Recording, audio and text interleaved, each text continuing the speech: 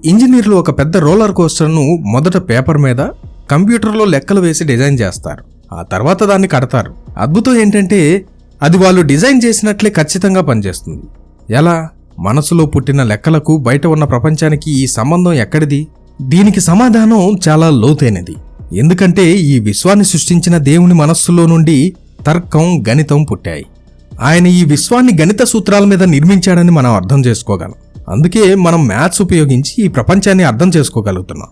సింపుల్గా చెప్పాలంటే మ్యాథమెటిక్స్ దేవుని మనస్సును రిఫ్లెక్ట్ చేస్తుంది. సరే, ఇప్పుడు అసలు విషయానికి వద్దాం. ఒక చిన్న ప్రశ్న. 2+2 కలిపితే 4. ఇది నిజమా అబద్ధమా? నిజం.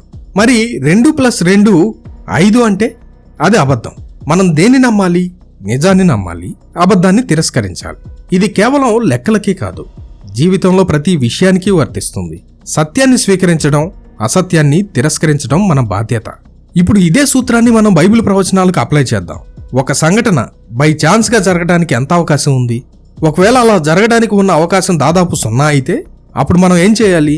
అది యాక్సిడెంటల్ కాదు, ఎవరో ఒకరు ఉద్దేశపూర్వకంగా అలా జరిగేలా చేశారో అని నమ్మాలి కదా. ఇక్కడే అసలు అద్భుతం ఉంది. దీన్ని అర్థం చేసుకోవడానికి మనం ఒక చిన్న మ్యాథ్స్ టెక్నిక్ నేర్చుకోవాలి. భయపడకండి, చాలా సింపుల్. దాన్ని ఎక్స్పోనెన్షియల్ నోటేషన్ అంటారు. అంటే పెద్ద పెద్ద సంఖ్యలను చిన్నగా రాయటం. ఉదాహరణకు 10 × 10 = 100. దీన్ని మనం 10² అని రాస్తాం. అలాగే 10 × 10 × 10 × 10 = 10,000. దీన్ని 10⁴ అని రాస్తాం. గమనించారా? 10⁴ అంటే 1 పక్కన 4 సున్నాలు.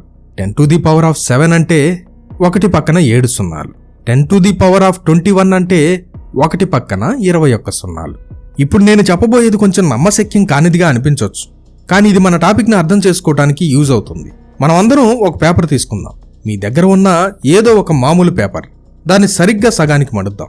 ఒకసారి మడిస్తే ఇప్పుడు మన దగ్గర 2 పొరల కాగితం ఉంది, కరెక్టే కదా?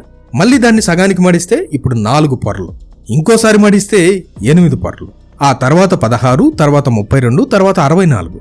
ఇలా రెట్టింపు అవుతూ వెళ్తుంది. నిజానికి మన చేత్తో ఒక పేపర్ను 8 సార్లు కన్నా ఎక్కువగా మడవలేం. అది చాలా మందంగా గట్టిగా అయిపోతుంది.